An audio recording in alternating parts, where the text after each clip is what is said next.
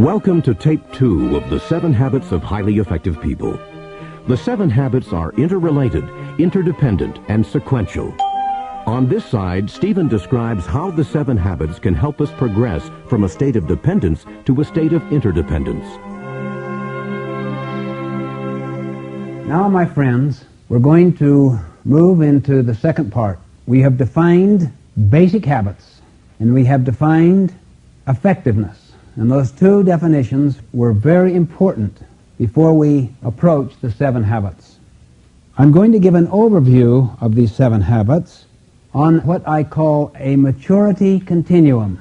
A maturity continuum basically ranges at the low end from dependency up at the upper end to interdependency. The middle position is called independency. Now let's define each of those terms for a moment. Dependency is the attitude of you. You take care of me. You come through for me. You didn't come through. I blame you for these results. The attitude of independency is I. I can do it. I will. Yes. No. I won't. I prefer. Self-reliance. Takes self-confidence to be self-reliant. The attitude or word symbol of interdependency is we. We can do it. We will do it. We'll cooperate. We'll accomplish this. Dependent people need others to get what they want. Independent people can get what they want through their own effort. Interdependent people require their own effort and the cooperation of others to get what they want. It doesn't take much thought, really, to realize how much more mature interdependency is than independency. Also, it doesn't take much thought to realize you cannot really be interdependent, that is, the we attitude, the team spirit, the cooperation spirit, until you are first independent.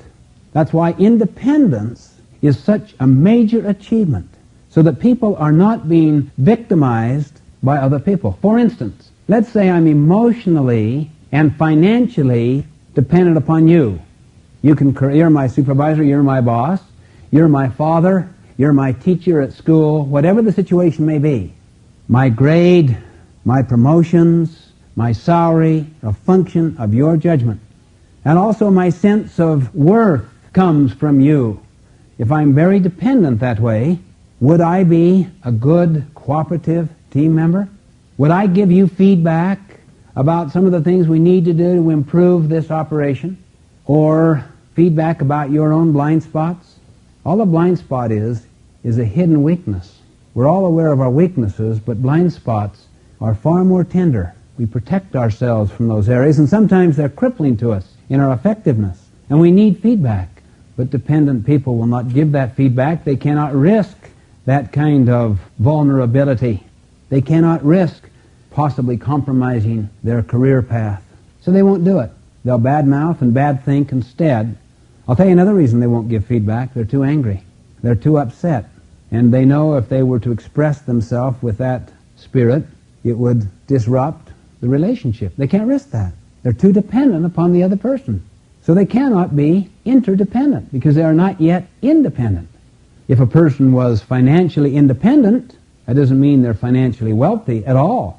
Some wealthy people are financially very dependent upon their wealth.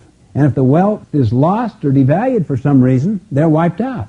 But a financially independent person is one who has so many skills and such capacity. There are many options that they could take for employment.